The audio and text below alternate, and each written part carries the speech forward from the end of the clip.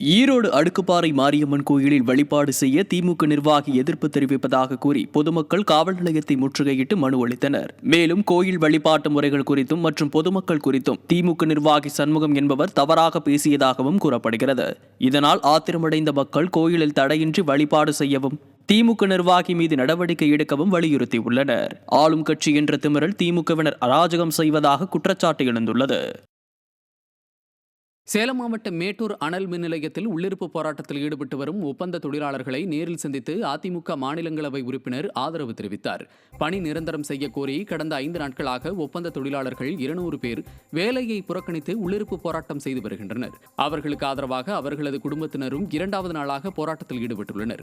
இந்த நிலையில் அதிமுக மாநிலங்களவை உறுப்பினர் என் சந்திரசேகரன் ஒப்பந்த தொழிலாளர்களை நேரில் சந்தித்து அதிமுக சார்பில் போராட்டத்திற்கு ஆதரவு தெரிவித்தார். இதில் கழக நிர்வாகிகள் பலரும் கலந்து கொண்டனர்.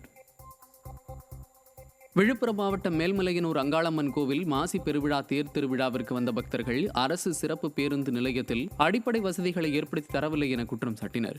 சிறப்பு பேருந்து நிலையத்தில் தண்ணீர் வசதி, கழிப்பிட வசதி எதுவும் இல்லாமல் கோவிலுக்கு செல்ல 2 கிலோமீட்டர் தூரம் நடந்து செல்ல வேண்டியுள்ளதாகவும் பக்தர்கள் வேதனை தெரிவித்தனர்.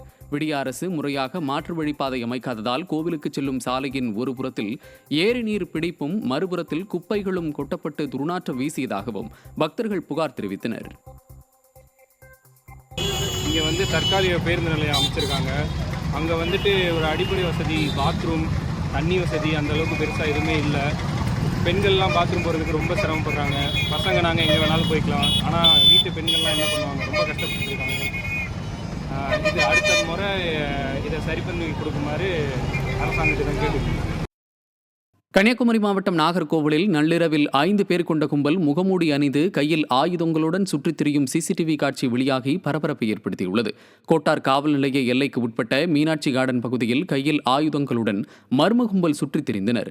அப்போது திருநாய்கள் குறைத்ததால் மர்ம நபர்கள் ஓட்டம் பிடித்த நிலையில் அவர்கள் சுற்றித் திரிந்த வீடியோ காட்சி வெளியாகி பரபரப்பை ஏற்படுத்தியுள்ளது. ஸ்டாலின் அரசின் காவல்துறை ரோந்து பணிகளை மேற்கொள்ளாததே இதற்கு காரணம் என குற்றச்சாட்டு எழுந்துள்ளது. தஞ்சை விளார் சாலை அன்பு நகர் அருகே மாநகராட்சி தோண்டிய பாதாள சாக்கடை பள்ளம் 3 மாதமாக சீர் செய்யப்படாததால் பொதுமக்கள் மாநகராட்சி வாகனத்தை தடுத்து சாலை மறியல் போராட்டத்தில் ஈடுபட்டனர்.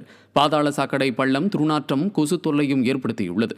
இதனால் ஆத்திரமடைந்த மக்கள் மாநகராட்சி பொறியியல் பிரிவு வாகனத்தை தடுத்து சிறைப்பிடித்தனர். திறனற்ற திமுக அரசின் மாநகராட்சி நிர்வாகம் பொதுமக்கள் நலனில் அக்கறை செலுத்தவில்லை என குற்றச்சாட்டு எழுந்துள்ளது.